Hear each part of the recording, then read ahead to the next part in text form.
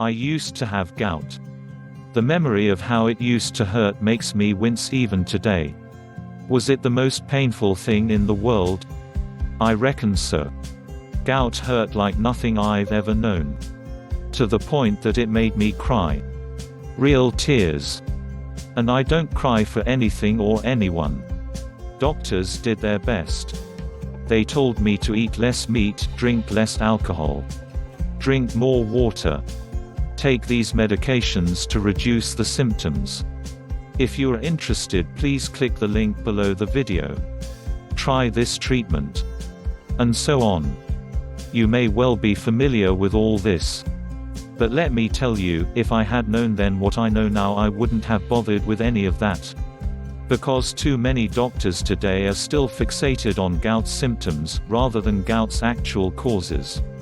Whereas US and European research over the last couple of decades has revealed what actually causes gout. Meaning that a natural, drug-free remedy for gout is already known. And practitioners were getting close to 100% clear-up rates. I was a little skeptical at first. I thought I'd have to manage gout for the rest of my life. But way too many people have been restored to gout-free health for me to ignore the evidence. And I'm so glad I didn't ignore it. Because I haven't had gout for over 2 years now. No pain, no flare-ups. Nothing. The causes of gout, and the real causes of gout. After my first encounter with gout, my doctor gave me the standard explanation of its causes. He said that gout was caused by excess uric acid in the blood. Uric acid is a byproduct of the processing of certain foods. The uric acid comes from the liver as a waste product. It's sent to the kidneys from where it is supposed to be removed from the body. I had gout because, in a nutshell, gout is what you get when your body isn't expelling all its uric acid. The excess uric acid forms tiny, spike-shaped crystals. Those crystals get into your bloodstream. From there, they find their way into your joints. And from time to time the immune system attacks them. And when the immune system does that, the inflammation that results is experienced as a gout attack. Also known as excruciating, awful pain. If you suffer from gout, then I truly feel for you. I know what you're going through.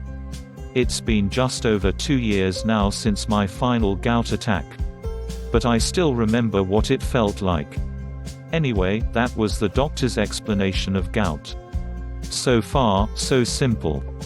Gout only gets worse. Over the first year or so, my gout attacks went from one attack every 1 or 2 months, to monthly, and then, occasionally, to every few weeks. I started with the standard meds, anti-inflammatories, steroid jabs, drugs to reduce the uric acid in my blood. Really, despite his best intentions, I think my doctor was simply trying things out. Treatments are offered as much in hope as in the expectation they'll do anything.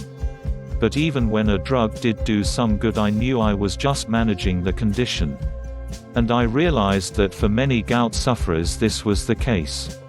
They could swallow any number of pills, inject as much steroid as their bodies could handle, and avoid every suspect piece of food and drink.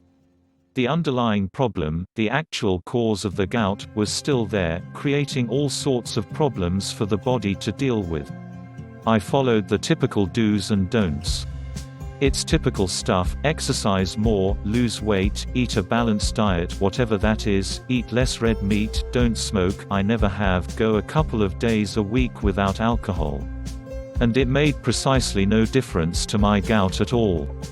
Although, to be honest, if I knew then what I know now, I wouldn't have bothered with any of that. Asking the awkward questions. My natural curiosity prompted me to ask questions about this disease. If uric acid leads to gout, then why did I suddenly have too much uric acid in my blood? Well, it makes sense that either A, I was suddenly producing too much of it, or B, that my body simply was no longer removing it effectively. And it turns out that the answer is B. In fact, for 90% of gout sufferers, scientists say it isn't overproduction of uric acid that is the problem. It's the underprocessing of it. In other words, something's going wrong with the body's ability to expel uric acid properly. So I was quite puzzled. Here's how I thought about it. There was a time when I hadn't even heard of gout, much less suffered from it. Then I had gout for just over 3 years. And then, 2 years ago, I experienced my last ever gout attack. And never suffered another one. So, for a number of decades of my life my body handled the uric acid effectively. Suddenly it could no longer handle that acid properly, and so I found myself with gout. Fast forward after 3 years of gout and, once again, everything is fine. I'm gout-free. It doesn't take Sherlock Holmes to work this out. Remember, it's not that I'm producing too much uric acid that's the problem. It's that I'm no longer removing enough of it from my body. So at first, something in my body was working, it was getting rid of the uric acid. Then it stopped working. So I got gout. Then it started working again. The pain disappeared, there were no more flare-ups and I was completely healthy once more. But there it is, I had gout because something had stopped working. And it's that something that had stopped working that most of our doctors are failing to address. If we find out what it is that stopped working, and then started working again, then we've found the key to ending gout forever. I haven't had even a whisper of gout now for over 2 years. And this is because, unlike most sufferers, I found a practitioner who tackled my gout from where it started. As opposed to just handling the symptoms. Once she'd done that, the problem of my body not processing uric acid properly was over. Bye-bye gout. I'm going to tell you about her approach now. If you're interested, please click the link below the video. Shelley Manning is an accomplished natural health researcher and writer. She began her work on natural health remedies after suffering years of very painful arthritis. She discovered that where modern medicine was consistently failing to relieve a person of their suffering, it was often because they didn't really know what was causing the condition in the first place. They tackled what they could see, but the rest was a mystery. Shelley's research took in dozens of peer-reviewed studies from universities across the world, plus personal testimonies from hundreds of arthritis sufferers. She eventually became completely free of arthritis, which was not only an immense relief to her but it also drove her to share her discoveries with others so that they too would never suffer such horrible ongoing pain. Both her arthritis and her gout remedies are hugely successful today and many people have Shelley to thank for their pain-free lives. She laid out some simple gout truths that made perfect sense to me. First, she pointed out that doctors always tell you to eat healthily because, whether you're ill or healthy, it's generally sound advice. What's more, if you go from eating and drinking a lot of junk to eating lots of good quality food, then your overall health is bound to improve a little. But this is where I learned a startling insight from Shelley. You can eat correctly, as your doctors tell you to. But you can also eat correctly specifically for gout. Which isn't the same thing. Because you can eat food that specifically tackles gout head-on. Food that removes the source of gout. That's something that stopped working, that we learned about earlier. And that's a whole different ball game. This ain't theory. How this insight came about is fascinating. Scientists have long known food is a medicine. But what's been happening since the 1980s is that scientists have steadily worked out why it's a medicine. Shelley Manning understands the science of this inside out. What she told me was jaw-dropping. But let me give you the short version. And we'll start with something really weird. Your gut. No, your gut's not weird. Not in itself. But check this out. You have, it is estimated, something like 75 trillion bacteria in your gut. There are more bacteria in the gut than cells in the entire human body. And you've had them all your life. The bacteria in our gut make up what is called our microbiome. The microbiome refers to all the bacteria that live with us in our guts. It's the community of bacteria, plus other microorganisms, that are permanently with us. There's nothing special or unusual about the human microbiome. In fact, plenty of mammals, and some insects, also have microbiomes. They're a fact of life. We humans have had our gut microbiome since the dawn of humanity. We need it. Bacteria is not always what you think it is. But, of course, when we hear the word bacteria, we imagine something awful. Disease. Contagion. Illness. Death. Because mostly we associate bacteria with being very ill. They're something to fight off the moment we get them. We buy products from our supermarket that boast how quickly and effectively they kill bacteria. But bacteria are just single-celled organisms that can be found just about anywhere. Some are dangerous. Some are highly beneficial. It depends which bacteria they are. And it depends on where they are. Those that exist within us, within our gut microbiome, are largely beneficial to us. In fact, in a healthy human being, some 95% of them are responsible for a number of vital body processes that either keep us healthy, or keep us alive. Yes. They're that important. We are, in fact, extraordinarily dependent on the health of our microbiome. So much about us on the surface, our health, our moods, our body weight, reflects what's going on in the gut. Incredibly, scientists are now recognizing that the microbiome, our gut bacteria, is so vital to our general health that some think of it as an organ in its own right. They regard it as important to our existence as the kidneys or the heart or the lungs. In fact, scientists are able to transplant the gut bacteria from a healthy person into the gut of a diseased patient in order to cure disease. Known as fecal microbiota transplants, these procedures repopulate people's unhealthy gut microbiome with healthy, thriving bacteria. Bacteria transplants, who'd have thought it? But scientists state that that's how vital it is to keep your gut in its best shape possible. We need to maintain a health ratio of 95% friendly, life-enhancing bacteria with 5% being whatever else is there. When that ratio goes out of balance, humans become vulnerable to infection, poisoning, malnourishment, and a whole range of degenerative and lifestyle disorders. It's really hard to overstate how important our gut health is to us. Our gut health is our health. A healthy microbiome, a healthy gut, is our health in many respects. Obesity is now thought of as a gut disease. Unhealthy bacteria get the upper hand in your gut and cause the kind of food cravings that most of us find so hard to resist. And gut health also affects mental health. Moods, basically. Scientists now believe that persistently feeling low for no apparent reason may have a bacterial explanation. So let's be absolutely clear about this. Your gut bacteria aren't just add-ons to your health, they are your health. In the same way that a faulty liver will cause you big problems. Just as a weak heart will require expert attention in order to keep you alive. Like lungs that don't function properly, or kidneys that are diseased, or a lymph system that isn't working effectively.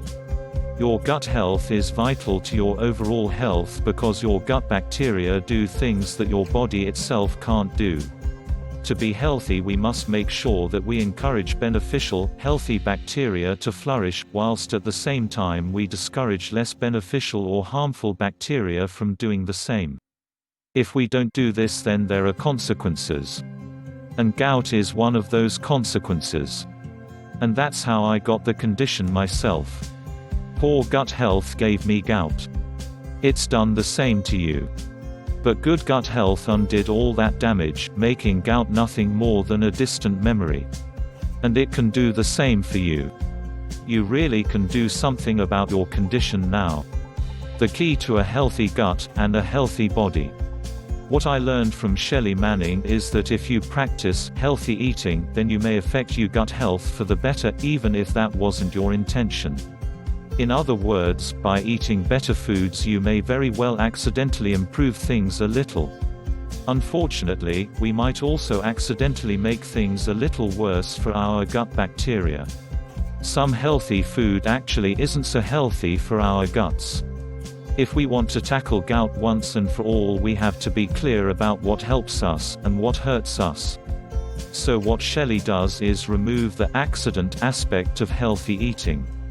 She focuses hard on what makes our gut bacteria healthier and happier. And she ensures we don't do ourselves any harm by ingesting too much of what harms that bacteria. And this approach works.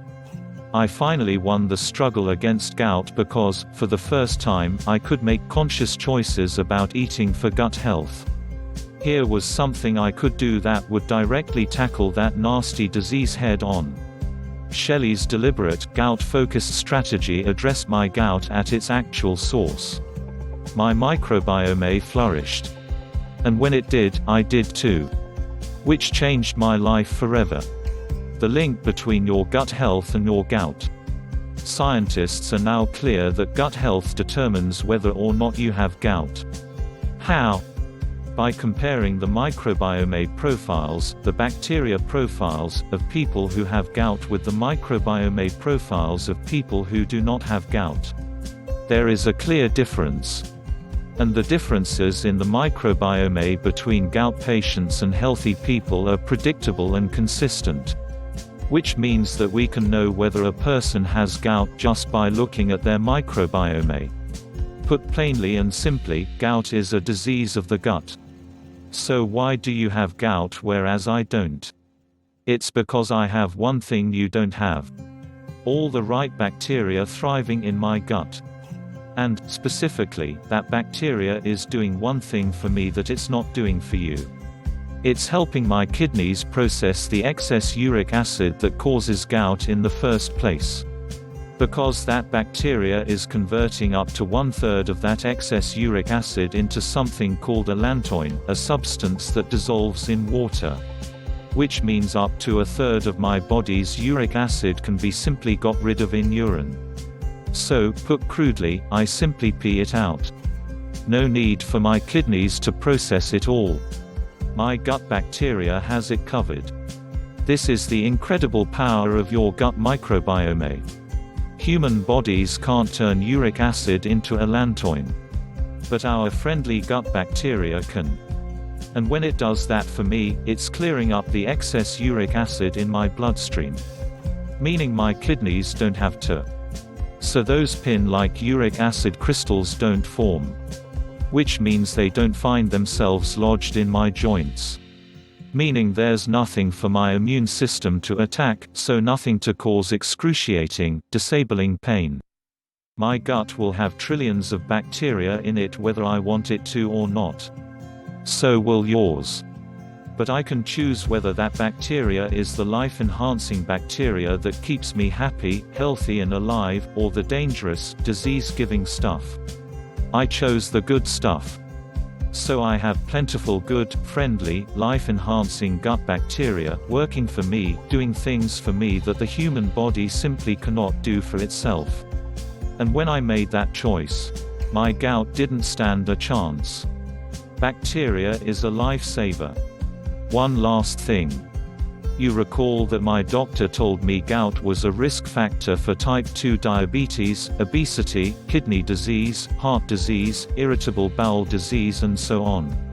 If you have gout, then it's very likely that you'll go on to develop one, or more, of the others. The medical profession has known about the link between these diseases for decades. They now know why there's this link. They've found that the bacteria profile in a person with one of these diseases is recognizable and predictable. In other words, when doctors examine the person's gut bacteria, they already know what to expect. Because that gut profile, that ratio of healthy bacteria to unhealthy bacteria, is the origin of that condition. It's what's causing it. Of course, the bacteria profile for each disease will vary. But once your gut health is going downhill, it can be one-way traffic, and the bad effects spread throughout the microbiome. So defeating gout isn't, in fact, just defeating gout. It's also minimizing your exposure to all those other unpleasant, and, sometimes, fatal, diseases. And, at the same time, helping you achieve optimal health at all levels: physical, appearance and moods. If you are interested, please click the link below the video.